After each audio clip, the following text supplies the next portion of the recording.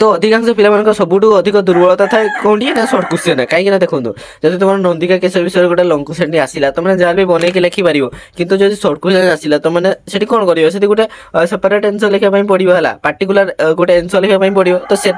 अनेक गुटे पिला असुविधार सम्मुखीन हुए कहीं जो कॉलेज गुड़िक लंग क्वेश्चन नोट गुड़िक डाकी दिखती और सर्ट क्वेश्चन गुड़िक प्रायतः क्लास हुए जहाँफल पे आज भिडियो संपूर्ण भाव में +3 5 सेमेस्टर पे गोटे गुरुत्वपूर्ण वीडियो कहीं पे जो तुम कोर 11 कौन अच्छी ना तुम यूनिट 2 प्रथम तो अच्छी नंदिका केशरी जोटा मनोरंजन मिश्र सॉरी मनोरंजन दासंकर एवं अच्छी तटन निरंजन विजय मिश्र आम तुम नंदिकेश्वरी विषय सर्ट क्वेश्चन गुड़िक आलोचना कर सारे बर्तमान पारी हूँ तुम तटन निरंजन विषय सर्ट क्वेश्चन गुड़िक आम सब गुड़िक आलोचना करवा लंग क्वेश्चन वीडियो भी मत आसी तो मैंने जो मैंने देखी ना जाकि देखिपारे पिला बहुत ही हैरान होती आज तुमने सेपरेट गोटे बहीटा अच्छी सेपरेट बही अच्छी जमीक कि नंदिका केशरी तट निरंजन जब तुम बुक गुड़िक पढ़ो तेल केते पेज अच्छी ना तुम 150 160 सेमती पेज अच्छी तो जो तुमने गोटे बही 150 160 पेज पढ़ो तेल तुमने कौन आहरी अन्य बहुत गुड़े पढ़ार अच्छी तो पे कौन करते ना पढ़ी पारती ना है तो से तुमको कहूँ कहार को किसी अरिट हवा दरकार नहीं आज वीडियो माध्यम तुम जी सब सर्ट क्वेश्चन गुड़िक अच्छी जी सब तुम एग्जाम आसोला तुमको बछा बछा क्वेश्चन गुड़िक आम आलोचना कराला तट निरंजन विषय जीत भी तुम मन जी डाउट अच्छी जहाँ भी एग्जाम किसी आसू है आम मैंने लंग क्वेश्चन जहाँ किसी सर्ट क्वेश्चन बाहर आम सब गुड़िक आलोचना करिए तो चलो तो देखो प्रथम तुम तट निरंजन नाटकर नाटकार नाम कौन एटा निहाती दरकार नाटकर किए ना तट निरंजन नाटकर नाम हूँ श्रीयुक्त विजय कुमार मिश्र है तो से जो नाटकर से केते मसीहा जन्म कर मन रख जो तुम नाटकार विजय मिश्र से 1936 मसीहा जन्म करते से मैंने बालेश्वर जिला जो एटा मन रख से 1936 मसीहा जुलाई 15 तारिख बालेश्वर जिले में जन्मग्रहण करते बस एति मन रखी था बस तुम होगला है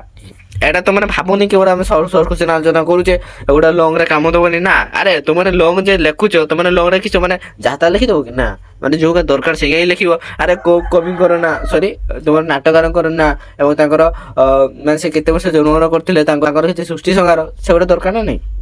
दरकार तेणु देखो तट निरंजन नाटकर कथावस्तु क्यों नाटक द्वारा प्रभावित हो नाटकर लिखिंट ना देखो तट निरंजन नाटकर कथावस्तु विजय एटा देखो यही नाटक मन रख तुम हेरमान हेसकर प्रसिद्ध उपन्यास सिद्धांत द्वारा प्रभावित हो नाटकर लिखिंट है यही जो तट निरंजन आलोच्य नाटक नदी को कहार प्रतीक भाव में ग्रहण कर जो निरंजन किए ना से गोटे नदीर ना और ताकू गोटे चेतनार सत भाव में ग्रहण कराई देन तुम परवर्ती क्वेश्चन आसला जे आलोच्य नाटक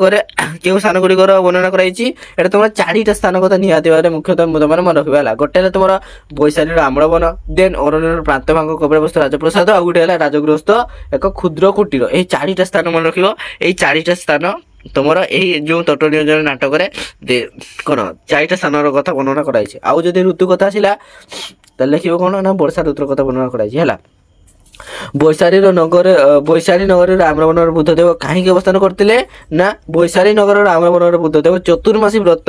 अवस्थान करते चतुर्मासी व्रत है माने 4टा मास जो चतुर्मासी व्रत जो 4 मास व्रत से अवस्थान करते बाणच्युत थे नीललोहित किए नीललोहित गौतम बुद्धंकर संघर जने श्रमण से किए ना हूँ नीललोहित आउ इच्छामती किए इच्छामती हूँ नीललोहित का प्रेमिका नीललोहित होती नायक और इच्छामती होती तट निरंजनार नायिका है सुजाता गौतम कौन आशा करते ना सुजाता थे जड़े बंध्या बंध्या दूरीकरण से गौतम को आशीर्वाद कामना करते तट निरंजन नाटक क्यों नाट्य संस्था द्वारा बारंबार अभिनीत होती ना एटा मन रख तट निरंजन नाटकटी एवं आमे एटा मन रखिबो आमे रे संस्था द्वारा बारंबार अभिनीत होइछि हला देन तुम तट निरंजन कहार नाम अरे तुम निरंजन कहले कोन बुझु जो निरंजना नदी एटा कोन नदी रो ना तो ताले लिखि दवा एक नदी हला तट निरंजन नाटक केतोटी नारी चरित्र देखा मिली प्रथम तुम इच्छामती अच्छी सुजाता अच्छी और गपा 3टी चरित्र देखा मिली है इच्छामती देहरे क्यों साक्षर नाही बोली नाटकर सुझाई ना इच्छामती किए इच्छामती होती जड़े भिक्षुणी और ताकू देखले मन हुए जे धर्मीय अनुशासन किंबा चर्याबद्ध बा कौन देहरे अवक्षर साक्षर नाही बोली नाटकर सुझाई आनंदकर शारीरिक गठन रूपचर्या किपरि थिला ना तुम ଆନନ୍ଦ କିଏ ନା ଆନନ୍ଦ ସୌମ୍ୟ ଦର୍ଶନ ପ୍ରଶାନ୍ତ ଓ ଗାମ୍ଭୀର୍ଯ୍ୟ ଗୌରିକ ବସନ ପରିହିତ ସୁପୁରୁଷ ବୃଷସ୍କନ୍ଧ ଓ ଆଜାନୁଲମ୍ବିତ ବାହୁ ପରି ତାଙ୍କର ଶାରୀରିକ ଗଠନ ଥିଲା। ଆଉ ଦେଖ ଏଠି ଆନନ୍ଦ କି ଆନନ୍ଦ ହଉଛନ୍ତି ଯୋଉ ତୁମର ଗୌତମ ବୁଦ୍ଧଙ୍କର ପ୍ରଧାନ ଶିଷ୍ୟ ହେଲା, ଯୋଉ ପ୍ରିୟ ଶିଷ୍ୟ କୁହନ୍ତି ସେଇଟା। କୌଣସି ଜୀବନର ପରିପୂରକ ନୁହେଁ ତରୁଣୀ, ତମେ ଯଦି ଇଚ୍ଛା କର ମତେ ଅନୁସରଣ କରିବାର। ଗୋଟେ କାହାର ନା ଏଟା ହଉଛି ଆନନ୍ଦଙ୍କର ଇଚ୍ଛାମତୀଙ୍କ ପ୍ରତି। ନୀଳଲୋହିତଙ୍କ ପାଖରେ ପାଇ ଇଚ୍ଛାମତୀ କଣ କହିଛି?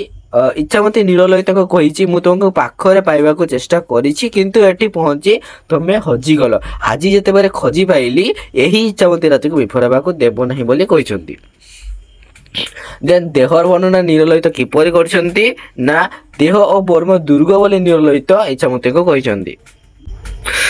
ବର୍ଷା କଣ ଭିଜେଇ ପାରି ନାହିଁ ବୋଲି ଇଚ୍ଛାମତୀ କହିଛି ନା କାମନାରେ ଜଳୁଥିବା ଏଇ ଦେହଟାକୁ ଭିଜେଇ ପାରି ନାହିଁ ବୋଲି ନୀଳଲୋହିତଙ୍କୁ ଇଚ୍ଛାମତୀ କହିଛନ୍ତି ହେଲା। ଗୌତମଙ୍କର ଦୁଇ ପ୍ରିୟ ଶିଷ୍ୟଙ୍କ ନାମ କଣ? ଗୋଟେ ହେଲା ତୁମର ଆନନ୍ଦ ଏବଂ ସାରିପୁତ, ଦୁଇଟି ପ୍ରଧାନ ଶିକ୍ଷକ ବା ପ୍ରିୟ ଶିଷ୍ୟ। ଗୌତମଙ୍କର ମନ୍ତ୍ରୀ ଓ ପୁତ୍ରର ନାମ କଣ ଥିଲା? ଗୌତମଙ୍କର ପତ୍ନୀଙ୍କ ନାମ କଣ ଥିଲା କି? ଗୋପା ଏବଂ ପୁତ୍ର ଥିଲେ ରାହୁଳ। ଇଚ୍ଛାମତୀର ଦୃଷ୍ଟିରେ କାମନାର ସଂଜ୍ଞା କଣ? ଇଚ୍ଛାମତୀର ଦୃଷ୍ଟିରେ କାମନା ହେଉଛି ମୃତ୍ୟୁ ଭଳି ସତ୍ୟ, ଦେହ ଭଳି ସଞ୍ଚରଣଶୀଳ ଆଉ ଦୁଃଖ ଭଳି ମହାନ। ପରବର୍ତ୍ତୀ କ୍ୱେଶ୍ଚନ ହଉଛି ଇଚ୍ଛାମତୀକୁ ନୀଳଲୋହିତ ଧ୍ୟାନ କରିବାକୁ କହିଲା ପରେ ଇଚ୍ଛାମତୀ କି ପ୍ରତିକ୍ରିୟା କହିଛି ନା ଦେଖନ୍ତୁ, ଆଖି ବୁଜିଲେ ମୁଁ ଜ୍ୟୋତ୍ସ୍ନା ଦେଖିପାରୁଛି, ଏଇଟା କିଏ କହୁଛନ୍ତି ନା ଇଚ୍ଛାମତୀ। ଏବଂ ନିସ୍ତବ୍ଧ ହେଲେ ମୁଁ ବର୍ଷାର ସ୍ୱର ମଧ୍ୟ ଶୁଣି ପାରୁଛି, ବେଙ୍ଗମାନଙ୍କର ଚିତ୍କାର ରହି ରହି ଭାସି ଆସୁଛି। ତ ଏହା ହିଁ ଥିଲା ଇଚ୍ଛାମତୀଙ୍କର ପ୍ରତିକ୍ରିୟା ହେଲା। ଦେନ୍ ତୁମର 22 ନମ୍ବର ଅଛି ଦେଖନ୍ତୁ, ଏଇଟା ତୁମ ଲାଷ୍ଟ କ୍ୱେଶ୍ଚନଟି।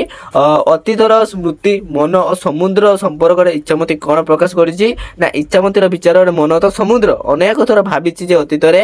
ସ୍ମୃତିକୁ ଗୋଟେଇ ମୁଁ ସମୁଦ୍ରକୁ ଫିଙ୍ଗି ଦେବି କିନ୍ତୁ ସମୁଦ୍ର କିଛି ରଖେ ନା, ସବୁ ଫେରେଇ ଦିଏ। ଅତୀତର ସ୍ମୃତି ସବୁକୁ ମଧ୍ୟ ଫେରି ଆସୁଥିଲା। ତ ପିଲାମାନେ ଆଜିର ଭିଡ଼ିଓଟି ଏଇଠି ରଖୁଛି। ମୁଁ ଆଶା କରୁଛି କି ଅଧିକ ବଡ଼ ହେଇନି, ତୁମମାନେ ସମସ୍ତେ এই ଭିଡ଼ିଓଟିକୁ ନିଜେ ଦେଖିବା ସହିତ ନିଜ ସାଙ୍ଗମାନଙ୍କ ନିକଟକୁ ମଧ୍ୟ ସେୟାର କରିଦିଅନ୍ତୁ ଯାହାଦ୍ୱାରା ସେମାନେ ମଧ୍ୟ ଦେଖିକି ଉପକୃତ ହେଇପାରିବେ। ଧନ୍ୟବାଦ।